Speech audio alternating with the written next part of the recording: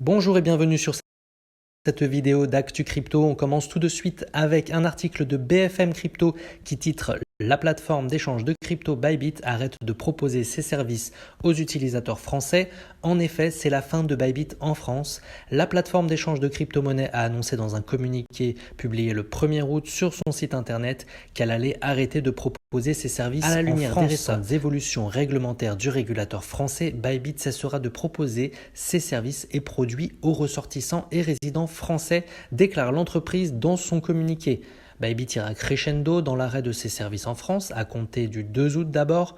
Il ne pourra plus y avoir d'ouverture ou d'ajout de nouvelles positions, ni d'achat de tout type de produits de la part des utilisateurs.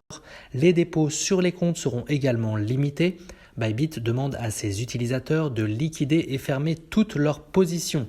Enfin, à partir du 13 août prochain, Bybit annonce que toutes les positions ouvertes restantes qui sont non clôturées à ce moment-là seront liquidées.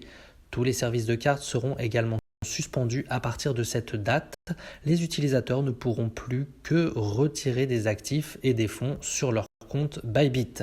La plateforme d'échange de crypto-monnaies Bybit est en effet placée depuis mai 2022 sur la liste noire de l'AMF, donc l'autorité des marchés financiers, pour, je cite, non-respect de la réglementation française en vigueur. En effet, elle ne s'est jamais enregistrée en tant que prestataire de services sur actifs numériques, le fameux PSAN, auprès des autorités, alors que cela est obligatoire pour continuer à proposer ses services sur le sol français.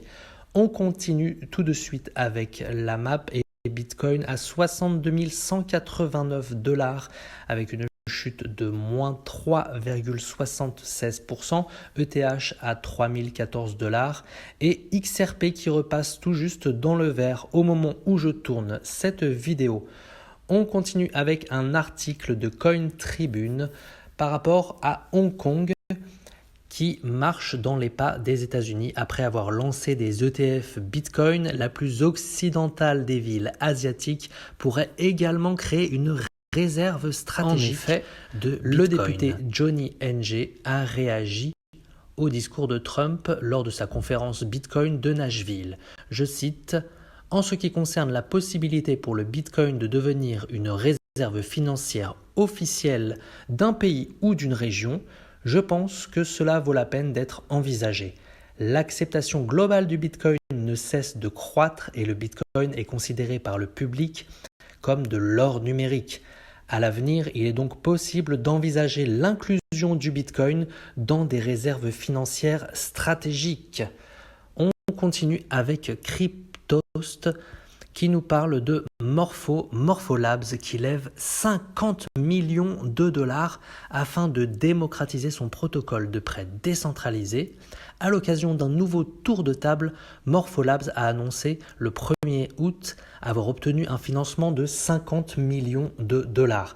La levée de fonds de la start-up française derrière le protocole de prêt et d'emprunt décentralisé Morpho a été menée par Rebit Capital, un fonds d'investissement spécialisé dans la fintech dont le portfolio est composé de grands noms du secteur tels que Revolut, Coinbase, Uniswap ou encore Robinhood. Cette nouvelle levée de fonds, qui survient presque 2 ans après la précédente d'un montant qui s'élevait alors à 18 millions de dollars, a été réalisée par le biais d'une vente privée de tokens. Pour l'historique, fondé en 2021 par Paul Frambeau et Vincent Danos lorsqu'ils étaient étudiants, Morpholabs s'est rapidement fait connaître de l'écosystème crypto grâce à la première version de son protocole Morpho Optimizer, un layer d'optimisation pour améliorer les taux d'intérêt des utilisateurs de plateformes comme Compound ou Aave. En 2022, la start-up réalisait son premier tour de table, battant par la même occasion le record de la plus grosse levée de fonds étudiante jusque-là détenue par Facebook. Pour la jeune pousse, il s'agit alors d'une occasion en or d'apporter une nouvelle couche de personnalisation et de flexibilité auprès de prêts décentralisés. C'est pourquoi elle s'est lancée dans la conception d'un nouveau produit, le MorphoBlue. MorphoBlue qui introduit une nouvelle approche pour les prêts décentralisés en utilisant des coffres-forts isolés, autonomes et exempts d'intervention extérieure. Progressivement, Morpho a évolué vers cette infrastructure financière indépendante, inspirée des protocoles en couche, ce qui favorise l'innovation, la résilience et la création de valeur.